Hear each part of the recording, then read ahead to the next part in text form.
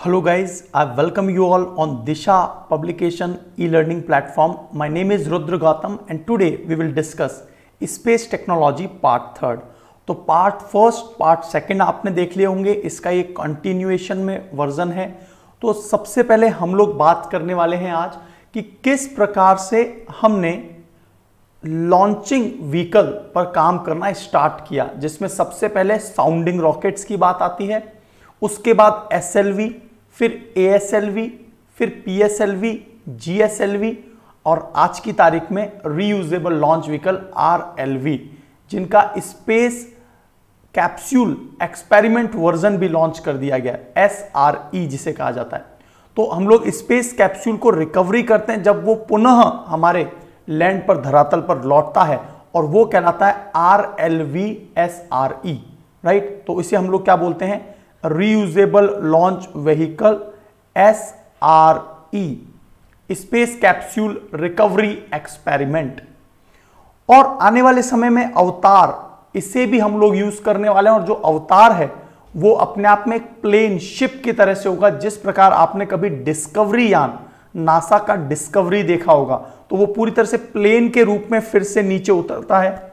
हाल ही में आपने एक और चीज चर्चा में सुनी होगी कि स्पेस टूरिज्म का दौर स्टार्ट हो गया, जिसमें रिचर्ड्स ब्रैंसन, इसके अलावा इलॉन मस्क भी जल्दी इस एरिया में आने वाले हैं, और जेफ बेजोस, ये सभी लोग स्पेस टूरिज्म कर रहे हैं। तो यहां पर जो रिचर्ड्स ब्रैंसन है, वर्जिन गैलेक्टिक्स के ओनर, उन्होंने अपना एक प्लेन के तौर पे लगभग 85 किलोमीटर दूरी पर स्पेस में, जहां पर ग्रेविटी कम है, उस स्थान पर भेजा।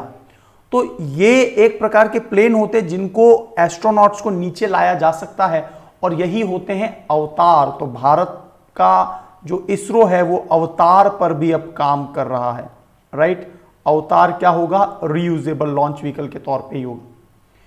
तो यहां पर जब शुरुआत हुई भारत की, हमने USSR और अमेरिका के बढ़ते कदमों को जब देखा, तो हमने अपना इनको स्पार की स्थापना की, और फाइनली ये सब under the guidance of doctor Vikram Sarabhai के अंडर गाइडेंस में प्रोग्राम स्टार्ट हुआ। इसके बाद में इसरो की स्थापना की गई 1969 में। इनको स्पार को इसरो के तौर पे गठित कर दिया गया, और इसके बाद में स्पेस कमीशन आया, space commission, department of space and new space program, और ये सब भी था अंडर प्रोफेसर सतीश धवन। और प्रोफेसर सतीश धवन ने दो इंपॉर्टेंट प्रोग्राम, साइट और स्टेप लॉन्च किए। तो साइट क्या है और स्टेप क्या है, we will discuss in the next slide. तो देखिए, साइट क्या था, satellite instructional television experiment, satellite instructional television experiment. ये, इसे यदि हिंदी में बात करें, उपग्रह निर्देशित दूरदर्शन परीक्षण। दुनिया के देश जैसे अमेरिका ने अपनी एपॉक सैटेलाइट को लॉन्च किया था, और उसकी मदद से वो कम्युनिकेशन सिग्नल्स, और वी कैन से जो टेलीफोन से जो कम्युनिकेशन होता है वो सैटेलाइट की मदद से कर रहे थे। तो उसी तर्ज पर भारत ने भी देखा कि भारत में कुछ इस प्रकार के एजुकेशनल प्रोग्राम्स चले, टेलीविजन चले, टेलीफोन कम्युनिकेशन हो, और इसीलिए क्या हुआ, हमने सबसे पहले satellite instructional television experiment start किया। तो साइट में मुख्यतः टेलीविजन पर काम हुआ, जिसमें हमने अमेरिका से 2 ट्रांसपॉन्डर परचेज किए रेंट पर, मतलब किराए पर 2 ट्रांसपॉन्डर ले लिए, और हमने देखा कि क्या हम भी टेलीविजन चला सकते हैं। और ये बिल्कुल सफल अभियान रहा, और इसमें family planning and agricultural related programs government of India के द्वारा चलाए गए। So these are the space program. यहां पर इंफ्रास्ट्रक्चर की शुरुआत होती है भारत में, और यहां पर एक ग्रैंड लेवल पर सक्सेस भारत को मिलती है, और यह बात एकदम क्लियर हो जाती है कि it is necessary to be in advance in space technology. हमें बहुत आगे बढ़ना होगा स्पेस टेक्नोलॉजी में। और यहीं पर हमने पहली बार आर्यभट्ट 1975 में बेकानूर कजाकिस्तान से आर्यभट्ट को छोड़ा। रॉसकॉस्मोस जो कि USSR की एजेंसीज थी, उसकी मदद से हमने ये सब किया। इसके बाद बात आ रही है स्टेप की। तो स्टेप क्या है? Satellite telecommunication experimental project.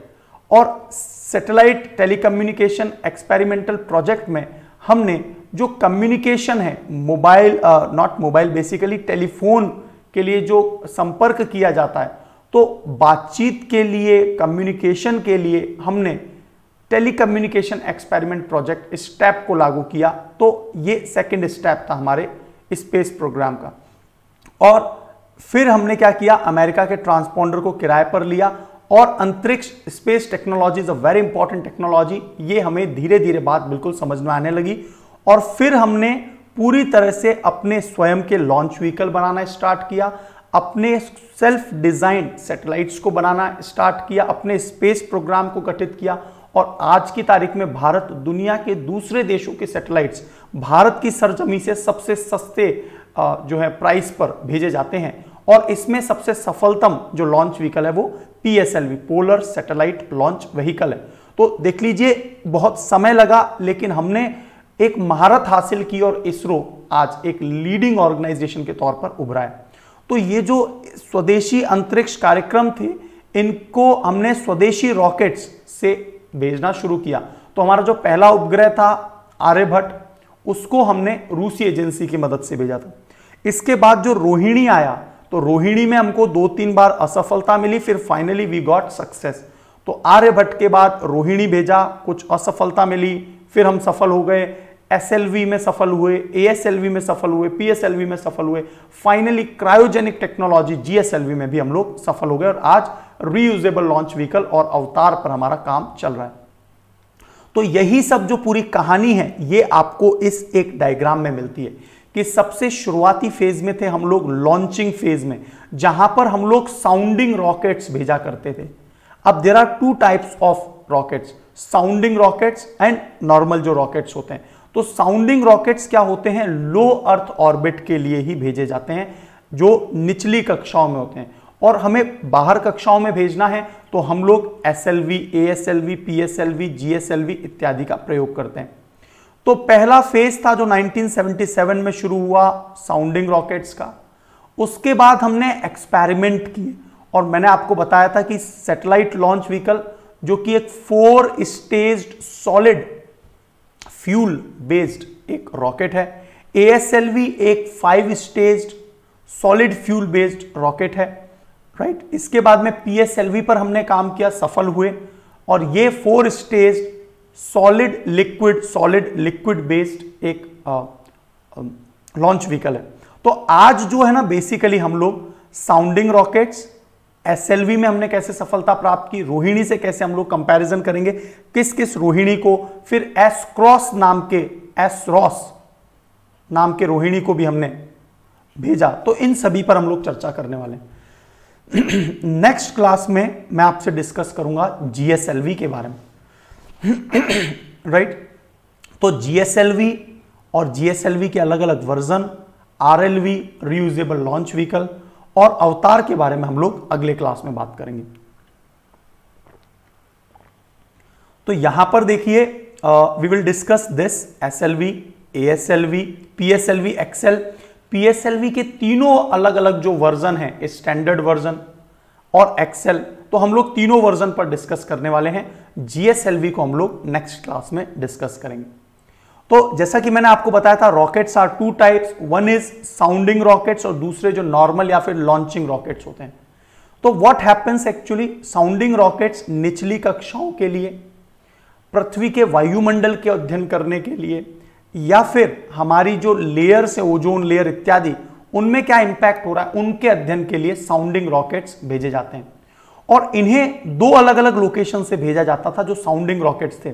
आज की तारीख में इनका प्रयोग नहीं होता है, हम लोग PSLV और GSLV का ही मुख्यतः प्रयोग करते हैं। तो यहां पर एक है टर्ल्स, मतलब Thumba equatorial rocket launching system, और दूसरा है BERLS, Balasore equatorial rocket launching system. तो थुम्बा जो है वो इक्वेटोरियल रेंज, यहां पर इक्वेटोरियल का मतलब क्या है, भूमध्य सागर के पास से। आपको एक बात जरूर पता होगी, यदि ये पृथ्वी है अर्थ और यदि ये इसका इक्वेटर है, तो हम जितना इक्वेटर के पास से किसी सैटेलाइट को छोड़ते हैं उतना ही ज्यादा पुश जिस गति से, आपको पता है ना, यदि मैं बात करूं पोल पर तो पृथ्वी किस गति से घूम रही है, तो एग्जैक्टली पोल पर तो 0 किलोमीटर, क्योंकि वो पॉइंट तो फिक्स है, लेकिन इक्वेटर पर सबसे ज्यादा तेज गति होती है पृथ्वी की, जो कि मैंने आपको बताया था 1680 किलोमीटर पर आवर। इस स्पीड से पृथ्वी रोटेट कर रही है। टू बी प्रेसाइज यदि मैं बात करूं तो it is 1674 kilometre per hour. Is it clear? तो ये पुश मिलता है और इस पुश की मदद से हमें जो हमारे फ्यूल हैं वो इसके साथ सपोर्ट करके तेजी से हम सैटेलाइट को जो पृथ्वी की ग्रेविटेशनल अट्रैक्शन है उससे बाहर निकाल सकते हैं, जिससे एक टर्म यूज की जाती है पलायन वेग, एस्केप वेलोसिटी। एस्केप वेलोसिटी, तो you must have heard about this. Escape velocity क्या होता है ना? एस्केप वेलोसिटी इज 11.2 किलोमीटर पर सेकेंड। यदि ये स्पीड है तभी कोई सैटेलाइट हमारे ग्रेविटेशनल पुल से बाहर निकल पाएगा। तो क्या इस स्पीड पर किसी रॉकेट को भेजा जाता है? याद रखना, कभी नहीं। ये स्पीड को प्राप्त करना it is next to impossible. आज की तारीख में तो है, शुरुआत में ये लगभग इम्पॉसिबल था। तो फिर आप बोलेंगे फिर कैसे सैटेलाइट बाहर निकलते हैं? देखिए, आपने हमेशा देखा होगा किसी भी चंद्रयान, मंगलयान, उसकी ऑर्बिट में, तो इन्हें बहुत सारी रोटेशन इस प्रकार से धीरे धीरे पृथ्वी की कक्षा से बाहर निकाला जाता है और फाइनली ये बाहर जाता है। तो यहां पर यदि 4 किलोमीटर प्रति सेकंड, 5 किलोमीटर प्रति सेकंड भी होता है तो भी हम क्या करते हैं, कई राउंड रोटेट करवाकर उसके बाद में एस्केप कराते हैं अर्थ की ग्रेविटेशनल पुल से, और यही क्या है, पलायन वेग है। तो साउंडिंग रॉकेट्स का यदि कॉन्सेप्ट यदि आपको समझ में आ गया है तो वो है कि हम लोग स्मॉल सैटेलाइट्स और लो अर्थ ऑर्बिट में जो सैटेलाइट भेजा करते थे उनके लिए हम लोग प्रयोग करते हैं साउंडिंग रॉकेट्स का। और लॉन्चिंग रॉकेट्स में हम लोग आगे बात करेंगे SLV, ASLV, SLV एटसेट्रा। तो Thumba is located in where? It is located in Thiruvananthapuram, Kerala. और बालासोर कहां पर लोकेटेड है? ओडिशा में। तो TERLS Thumba equatorial rocket launching station वायुमंडल में, अंतरिक्ष के उपयोग के लिए इन्हें वायुमंडल एटमॉस्फेयर में छोड़ा जाता है। और बर्ल्स जो हैं ये कहां से छोड़े जाते हैं? बालासोर, ओडिशा से। तो यहां पर हम जब लॉन्चिंग रॉकेट्स की बात कर रहे हैं तो हमने बात की है साउंडिंग रॉकेट्स की, शुरुआत में इन्हें छोड़ा जाता था। फिर हम आते हैं एक्सपेरिमेंटल फेज पर, जहां पर हमने SLV और ASLV पर काम किया है। और ऑपरेशनल फेज पर हम बात करेंगे PSLV and GSLV, polar satellite launch vehicle, geosynchronous satellite launch vehicle. So यहां पर आज की क्लास में हम लोग PSLV, ASLV और SLV इनके डेवलपमेंट स्ट्रेटेजी की बात करेंगे, और कुछ सैटेलाइट जो भेजे गए इनके साथ उन पर हम लोग चर्चा करने वाले। तो रॉकेट्स की बात करें तो लॉन्चिंग रॉकेट्स में this is a complete sequence, SLV, ASLV, PSLV, GSLV and reusable launch vehicle. और साउंडिंग रॉकेट्स की मदद से हमने रोहिणी जो सैटेलाइट्स भेजे थे, सबसे शुरुआती रोहिणी सैटेलाइट, वो साउंडिंग रॉकेट की मदद से भेजा था। यहां एक इंपॉर्टेंट पॉइंट यह है कि जो साउंडिंग रॉकेट होते हैं, पृथ्वी के जो इनर स्पेस है, जो क्लोजर स्पेस है, केवल वहीं पर ये साउंडिंग रॉकेट्स रहते हैं। ये पॉइंट बहुत ज्यादा इंपॉर्टेंट है। और ये एटमॉस्फेयर के अध्ययन के लिए, मेनली हमारे वायुमंडल के अध्ययन के लिए साउंडिंग रॉकेट्स भेजे जाते हैं। Is it clear? आज की तारीख में जो प्रेजेंट सिनेरियो है उसमें हम लोग मैक्सिमम जो सैटेलाइट भेज रहे हैं अर्थ के अध्ययन के लिए वो PSLV की मदद से भेज रहे हैं।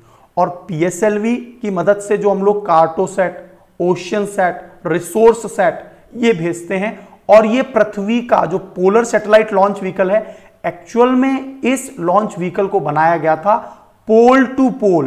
पोल टू पोल यदि किसी सैटेलाइट को लॉन्च करना है जो कि पृथ्वी के जो दोनों पोल हैं वहां मूवमेंट करे। और ये जो होते हैं लो अर्थ ऑर्बिट लो अर्थ ऑर्बिट का मतलब यह है कि 2000 किलोमीटर के अंदर अंदर के दायरे में रहते हैं और ये पृथ्वी का प्रॉपर अध्ययन कर पाते हैं, मैपिंग एटसेट्रा सब कुछ। तो यहां पर आजकल हम लोग पीएसएलवी का प्रयोग कर रहे हैं। एक समय पर हमने जब शुरुआत की थी, जो हमने बेबी स्टेप रखना शुरू किया था, वो हम लोग साउंडिंग रॉकेट की मदद से कर रहे थे। तो ये सारे पॉइंट्स आपको एग्जैक्टली क्लियर हो गए होंगे। Thumba is located in Thiruvananthapuram and Balasore is located इन ओडिशा। और इनसे हमने क्या सीखा कि द डेंसिटी ऑफ गैसेस कितना है, डिफरेंट लेयर्स पर हमने देखा कि डिफरेंट लेयर्स किस कॉम्पोजिशन से बनी हुई हैं, कौन कौन सी गैसेस हैं। इनर स्पेस का अध्ययन करने के लिए हम लोग इन्हीं लॉन्च व्हीकल साउंडिंग रॉकेट्स की मदद से सैटेलाइट को भेजा करते थे। ओजोन के जो होल है, आपको पता होगा ओजोन लेयर के बारे में, सबसे पहले ओजोन होल के बारे में 1970s में पहली बार चर्चा में आया था। और यहां पर हमने क्या देखा कि ओजोन लेयर लगातार डिप्लीट हो रही है और ये नॉर्मली पोल साइड में होती है। और इसके पीछे कारण क्या है? Can you give me the reason? आपसे मेरा एक बहुत ही टेक्निकल प्रश्न है कि why ozone deplete in polar region only. तो मैं आपको स्ट्रेटोस्फेरिक क्लाउड्स होते हैं, स्ट्रेटोस्फेरिक क्लाउड्स, उनके कारण ये ऐसा होता है। लेकिन एक और प्रश्न ये है कि why comparative to north pole, south pole में ये ओजोन डिप्लीशन ज्यादा क्यों है? This reason again you have to tell me. तो ये प्रश्न एक बहुत ही टेक्निकल क्वेश्चन है आपके लिए और ये यूपीएससी में पूछा गया भी है। तो ओजोन की जो विखंडन की पोजीशन है, to identify greenhouse gases, उनकी पोजीशन क्या है, फोटोकेमिकल स्मॉग जिसके कारण जो है लंग्स में बहुत ज्यादा प्रॉब्लम्स हो जाती है, ग्लोबल वार्मिंग, इन सभी के अध्ययन के लिए, और क्योटो प्रोटोकॉल में जो बैंड गैसेस थी, पेरिस क्लाइमेट में जो क्लोरोफ्लोरोकार्बन, आज की तारीख में हाइड्रोफ्लोरोकार्बन, तो इन सभी को जो लो ऑर्बिट में रिसर्च करने के लिए हम लोग साउंडिंग रॉकेट शुरुआत में भेजा करते थे। तो अब ये ऐसा नहीं है, अब हम लोग क्या है पीएसएलवी की मदद से भेजते हैं। Is it clear? तो ये कंपैरिजन याद रखना, पीएसएलवी। फिर बात आती है ग्रीन एक्टिविटीज, जो कि बैंड गैस हैं, वो यदि कम हो जाएंगे तो ग्रीन एक्टिविटीज स्टार्ट हो जाएगी। आपको एक डिफरेंस भी बताना है, what is green GDP and green GNP, what is the difference between GDP and GNP, और क्या होता है ये green budget, green GDP etcetera. ये भी जब आपके पास जो कमेंट बॉक्स है वहां पर जरूर इनका आंसर दीजिए। बी पार्टिसिपेटिव कैंडिडेट, जितना ज्यादा पार्टिसिपेशन करेंगे you will explore more to the knowledge. The more you know, the more you read, the more you know. Is it clear? तो जितना ज्यादा आप पढ़ेंगे उतना ज्यादा आप जानेंगे और उतने परफेक्शन के साथ अपने आंसर्स दे पाएंगे। तो यहां एक और पॉइंट, एल्बिडो इफेक्ट के बारे में आपने सुना होगा, आइस एल्बिडो इफेक्ट। इसी कारण पृथ्वी ठंडी भी रहती है क्योंकि आइस जो है ना रिफ्लेक्ट कर देती है। एल्बिडो का मतलब इंपैक्ट ये है कि किसी सरफेस से टकराकर सन रेस पुनः बैक हो जाए, तो एल्बिडो इफेक्ट को रीड आउट करना, सन हीट बजट इत्यादि का जो अनुमान लगाना है, प्रेडिक्शन करना है, ये सभी हम लोग साउंडिंग रॉकेट से किया करते थे। और इसके सपोर्ट के लिए इन दोज टाइम और आज भी हम लोग जो है मेगाट्रॉपिक्स, सरल, ये दोनों both are based as an environment satellite. ये दोनों जो हैं एक ये पर्यावरण आधारित सैटेलाइट्स हैं, मेगाट्रॉपिक्स एंड सरल। तो इस प्रकार से क्या होता है, लॉन्चिंग रॉकेट्स, साउंडिंग रॉकेट्स हमने शुरुआत की, हमने बेबी स्टेप कदम रखना स्टार्ट किया। अमेरिका ने तो 1963 में ही अपना पहला साउंडिंग रॉकेट भेजना स्टार्ट कर दिया था। तो विक्रम साराभाई स्पेस सेंटर की मदद से पूरी दुनिया की सबसे बड़ी संस्थान बन चुकी थी एक समय में। Is it clear? तो VSSC, Vikram Sarabhai space centre. तो आप बता दीजिए कि it is located in which city? I have discussed in the last lecture. So अब हम लोग आ गए हैं, पहला था sounding rockets, now we came to experimental phase. और यहां पर बात आएगी सैटेलाइट लॉन्च व्हीकल 1, 2, 3। और यहां पर 3 में हमने ज्यादा सफलता प्राप्त की और ये एक 4 स्टेज रॉकेट था। चारों की चारों जो स्टेजेस है 1, 2, 3, 4 जो अपने आप को कट कर देते हैं, ये चारों स्टेजेस में हमने सॉलिड फ्यूल का प्रयोग किया, HTPB, ये जरूर याद रखना है आपको। Hydroxyl terminated polybutadiene, hydroxyl terminated polybutadiene, जरूर याद रखिए इसे। और ये सब डॉक्टर कलाम, मतलब जो हमारे APJ अब्दुल कलाम है, उनके नेतृत्व में हुआ। कलाम साहब बहुत अच्छा काम कर रहे थे इसरो में। उनका जो लक्ष्य था वो तो अपने आप को एक पायलट के तौर पे बनाना था, लेकिन वो एक बहुत अच्छे रिसर्चर के तौर पे सामने आए। और फाइनली गवर्नमेंट ने देखा कि इसरो में तो वो अच्छा काम कर ही रहे हैं, क्यों ना इसरो के ही जो लॉन्चिंग व्हीकल हैं उन्हीं का बेस कंपोनेंट का यूज करके जो हमारी मिसाइल्स हैं, integrated guided missile development programme, जिसके तहत हमने अलग अलग प्रकार की मिसाइल्स, पटना मिसाइल्स बनाए, PATNA। What is Patna? Prithvi, आग, त्रिशूल, सॉरी, पृथ्वी, अग्नि, त्रिशूल, नाग और आकाश, ये 5 मिसाइल्स। तो ये सब इन्हीं की लीडरशिप में 1983 में सामने आया। लेकिन सबसे पहले डॉक्टर कलाम साहब इसरो में थे और इन्होंने इनकी ही दिशा निर्देश में, अंडर गाइडेंस में, सैटेलाइट लॉन्च व्हीकल जो है अपना काम करना स्टार्ट करते हैं। और चारों के चारों जो ये स्टेजेस हैं वो सॉलिड हैं, हाइड्रोक्सिल टर्मिनेटेड पॉलीब्यूटाडाइन। यहां पर देखिए SLV3 शुरुआत में जो था वो असफल रहा, फिर SLV3 हमने देखा सफल रहा, फिर उसके बाद में 81 में असफल रहा, फाइनली हम लोग सफल हो गए।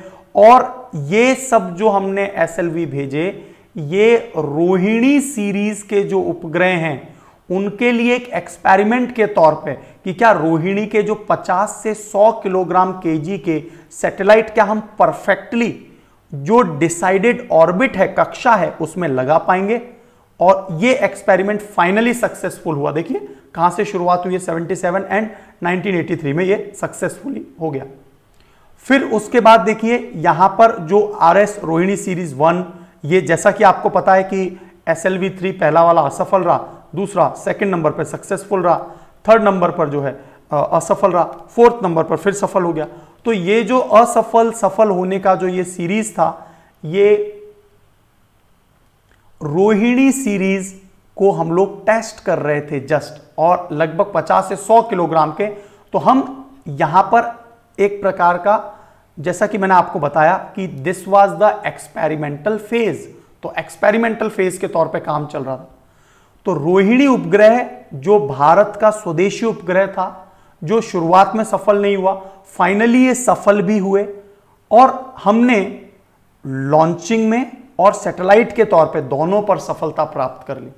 पहला उपग्रह आर्यभट्ट, ये हमने बाहर से भेजा। पटना मिसाइल्स प्रोग्राम, ये SLV प्रोग्राम के विकास के बाद APJ अब्दुल कलाम जी को लाया जाता है श्रीमती इंदिरा गांधी जी के द्वारा डिफेंस सेक्टर में, और इन्हें फिर DRDO में इनवाइट किया जाता है। ठीक है, तो 50 से 100 किलोग्राम के थे ये सभी रोहिणी। इसके बाद रोहिणी की एडवांस सीरीज भी बनाई गई और उसमें एसरॉस 1, एसरॉस 2 असफल रहे 1987-88 में, एसरॉस 3, एसरॉस 4 सफल हो गए, और फाइनली जो है हमारा जो ASLV सीरीज जो है सफलता की ओर आगे बढ़ती गई। इसके बाद आता है जो सेकंड लॉन्च व्हीकल है हमारा, वो है ASLV, augmented satellite launch vehicle. Augmented का मतलब थोड़ा बढ़ा हुआ, थोड़ा आगे एडवांस। और यहां पर भी क्या था, हाइड्रोक्सिल टर्मिनेटेड पॉलीब्यूटाडाइन, इसी को 5 स्टेजेस में प्रयोग कर रहे थे। और ये कक्षाएं अलग अलग ऑर्बिट्स में जब जाती हैं तो कक्षाओं में ये पार्ट जो होते हैं इनके अपने आप कटते चले जाते हैं और ओशंस में ड्रॉप होते चले जाते हैं। तो मैंने आपको जो है सैटेलाइट सेपरेशन जो एजेंसी है भारत की, SSP, सैटेलाइट सेपरेशन पॉलिसी, तो प्रोग्राम के तहत ये क्या होता है, अलग होते चले जाते हैं। ठीक है, तो इस पर भी बहुत ज्यादा रिसर्च करना जरूरी है, क्योंकि यहां पर एक बहुत ही परफेक्ट टाइमिंग होती है कि कब वो पार्ट ब्रेक हो जाए और नेक्स्ट वाला पार्ट फिर पुश करेगा। अलग अलग जो ऑर्बिट्स हैं वहां पर गति मेंटेन करना, वेलोसिटी, एक्सेलरेशन, इन सब का जो कॉम्बिनेशन है वो SSP द्वारा, सैटेलाइट सेपरेशन जो योजना है उसके तहत होता है।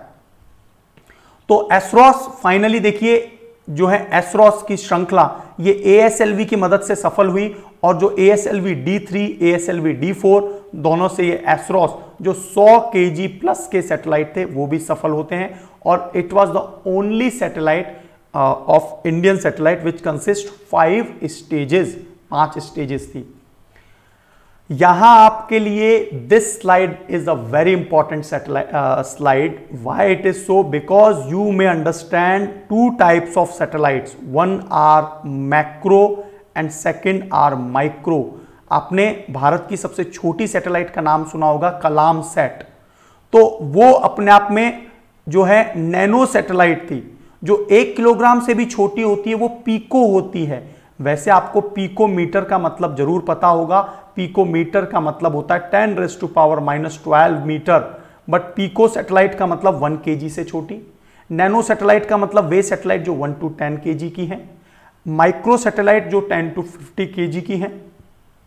मिनी सैटेलाइट जिसमें हम लोग रोहिणी को ले सकते हैं 50 to 100 kg। Small satellite 100 to 500 kg। और जो हैवी सैटेलाइट हैं वो होती हैं 1500 kg। तो यहां पर आप इसको स्मॉल में ये भी कह सकते हैं 100 to 1500 kg, ठीक है, ये एग्जैक्टली 1500 होगा, राइट। और जैसे हम लोग जीसैट लॉन्च करते हैं तो जीसैट तो बहुत हैवी सैटेलाइट होती है, तो वो हैवी सैटेलाइट्स है। और क्या इन हैवी सैटेलाइट्स को PSLV की मदद से छोड़ा जा सकता है? नहीं। प्रेफरेबली मैंने आपको बताया था कि 1800 किलोग्राम तक वजनी सैटेलाइट भेज सकता है, लेकिन हम लोग यदि 1800 किलोग्राम की कोई सैटेलाइट होती है तो प्रेफर करते हैं कि उसे GSLV से भेजें, राइट। तो GSLV क्या है? भारत का बाहुबली है। यस, तो ये सारे पॉइंट्स आपको क्लियर हो गए होंगे। और फाइनली हम लोग छोटे बड़े सैटेलाइट्स पर पूरी तरह से आज की तारीख में उनको भेजने के लिए दुनिया के देशों के लिए भी हम लोग पूरी तरह से सेल्फ रिलायंट है। हमने अपने सैटेलाइट्स बना लिए।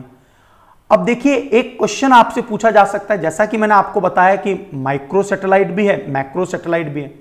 आपसे पूछा जाए कि कौन से अच्छे हैं, तो देखिए दोनों का अपना अपना एक पर्सपेक्टिव है। माइक्रो सैटेलाइट स्मॉल रेंज पर कोई काम करना है तो हम लोग ऑब्वियसली माइक्रो सैटेलाइट भेजेंगे। अननेसेसरी कॉस्ट को क्यों बढ़ाएंगे हम लोग? क्योंकि मैक्रो सैटेलाइट बहुत हैवी होते हैं और उनके लिए हैवी मैन्युफैक्चरिंग यूनिट्स एटसेट्रा बहुत सारा मल्टीपल इंपैक्ट होगा। तो माइक्रो सैटेलाइट ओवरऑल तो अच्छे हैं, लेकिन एनवायरमेंट फ्रेंडली नहीं है, क्योंकि ये छोटे छोटे सैटेलाइट्स स्पेस में स्पेस डेब्री क्रिएट कर रहे हैं, मतलब स्पेस मलबा।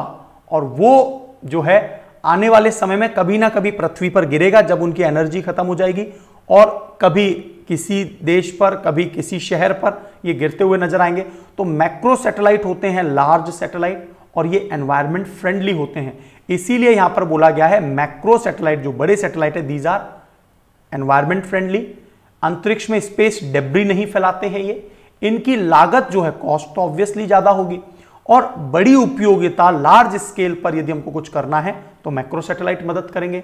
और यदि हमको रिसोर्सेज, संसाधन, उनको पूर्ण क्षमता पूर्वक यदि रिसर्च करना है, एक्चुअल जो है हम लोग कोई डेटा कैलकुलेशन प्रोजेक्शन कर रहे हैं, तो उसके लिए हमें मैक्रो सैटेलाइट की आवश्यकता होगी। और वैश्वीकरण के लिए, ग्लोबलाइजेशन के लिए, आर्थिक गतिविधि को बढ़ाने के लिए, देश के होलिस्टिक समग्र विकास के लिए macro satellites are very important. तो यहां पर हमने देखा साउंडिंग रॉकेट्स, उसके बाद हमने जो एक्सपेरिमेंटल फेज था, एक्सपेरिमेंटल फेज, वहां पर SLV और ASLV को देखा, और साथ ही साथ में हमने देखा रोहिणी जो सीरीज थी। अब हम लोग बात करेंगे PSLV और GSLV की। तो आज हम डिटेल में GSLV को डिस्कस नहीं करने वाले, आज हम डिटेल में पोलर सैटेलाइट लॉन्च व्हीकल को ही डिस्कस करेंगे। तो सबसे पहली बात, जैसा कि मैंने आपको बताया, पोलर सैटेलाइट लॉन्च व्हीकल सन सिंक्रोनस होता है, मतलब पोल टू पोल होता है।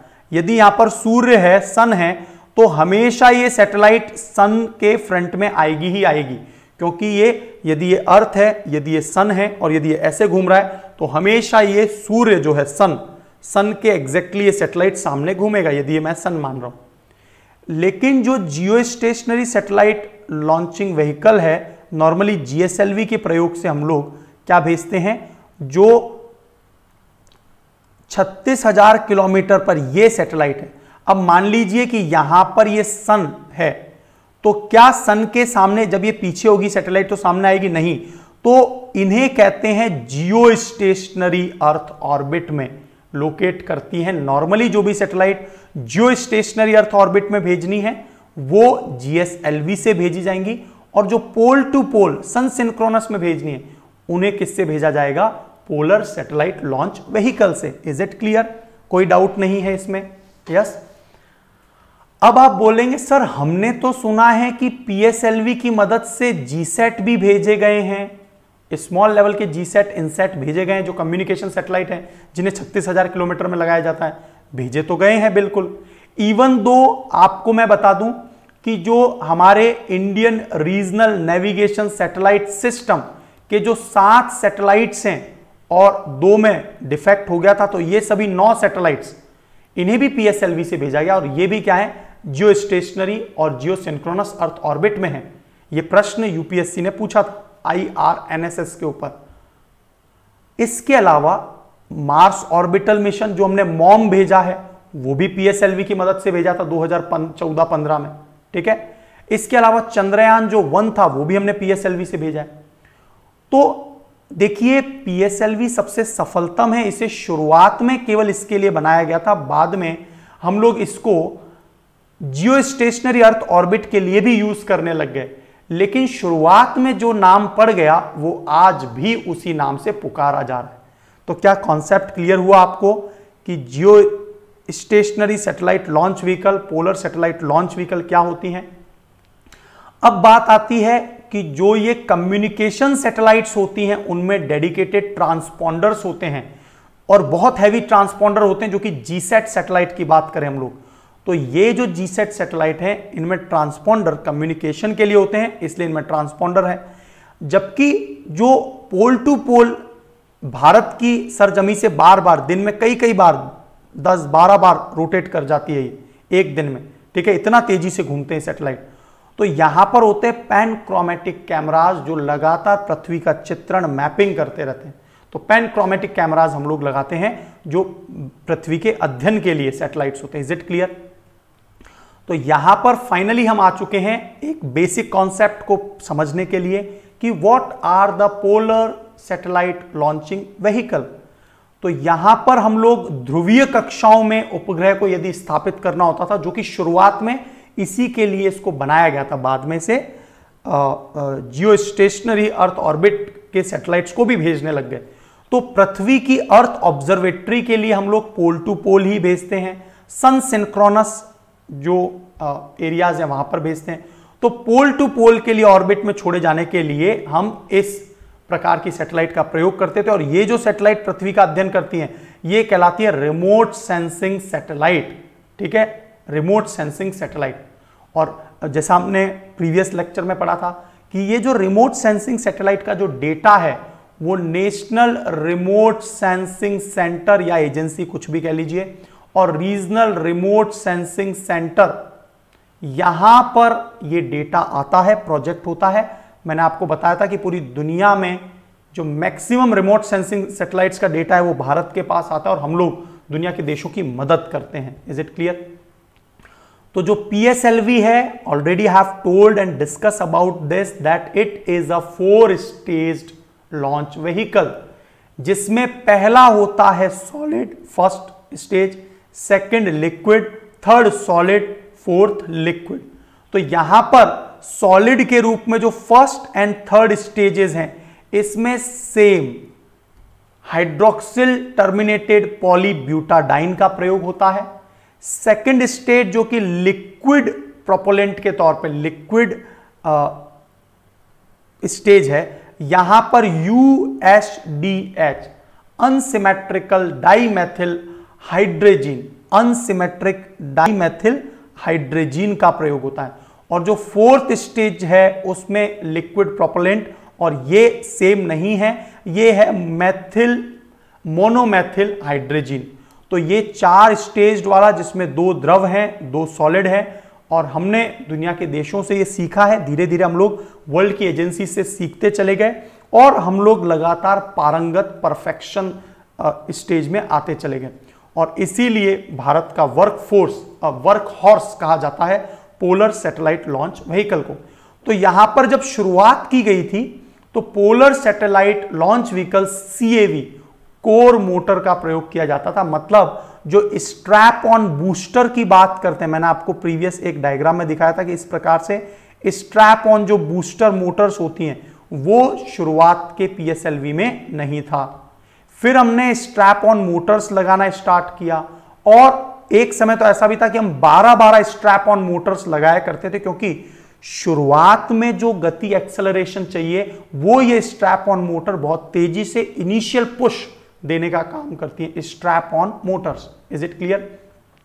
तो यहां पर PSLV CAV core alloy version, ये पूरा एलॉय से बना हुआ था। चूंकि इसमें ये स्ट्रैप ऑन मोटर नहीं थी तो ये केवल 700 किलोग्राम तक के पेलोड को लॉन्च कर सकता था। Is it clear?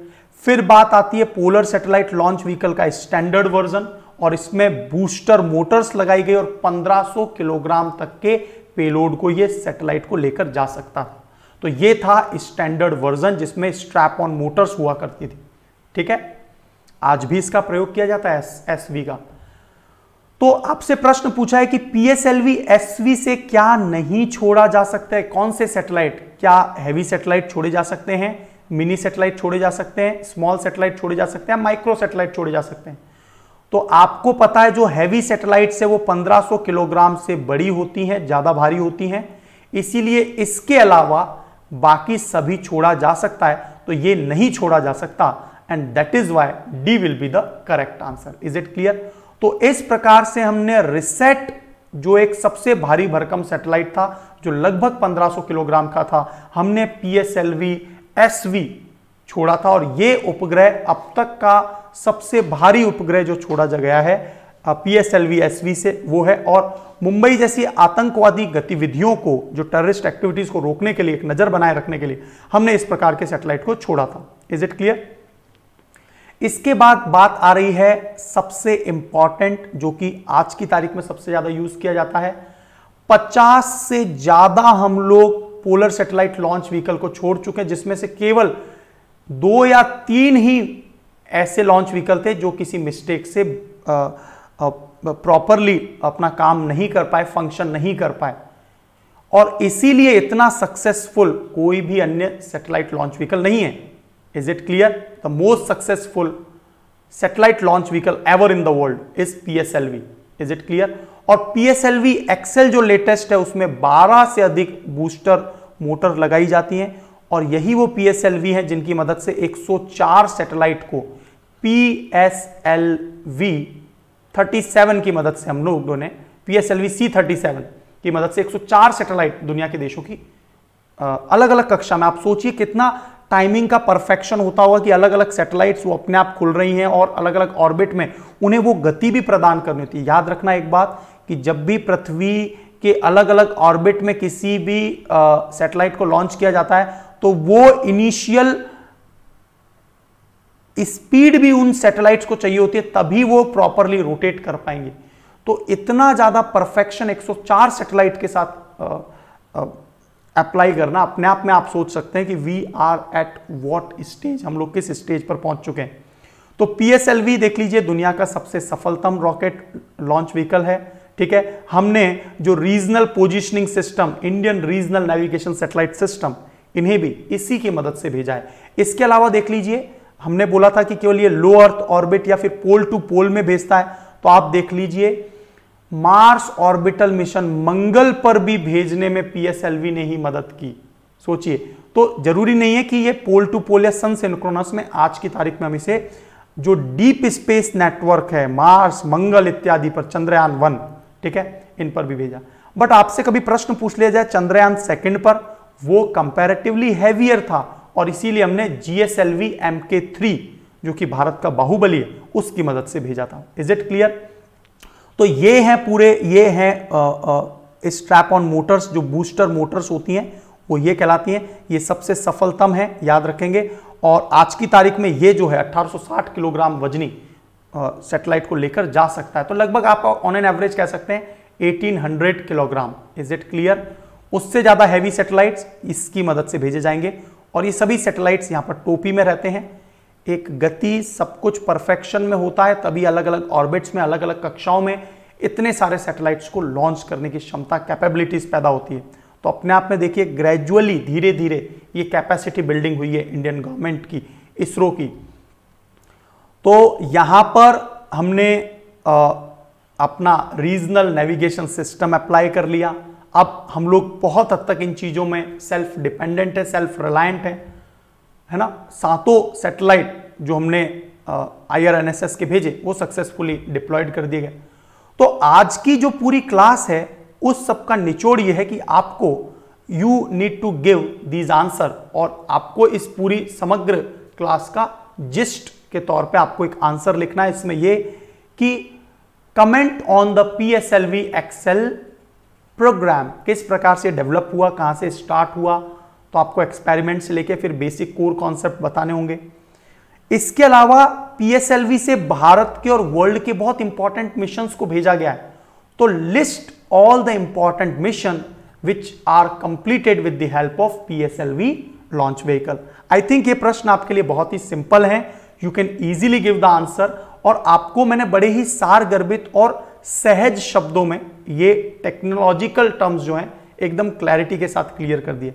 तो आई थिंक आप वेट करेंगे अगले लेक्चर का, और हम लोग मिलेंगे अगले लेक्चर में। So see you in the next lecture. God bless you all. जय हिंद दोस्तों।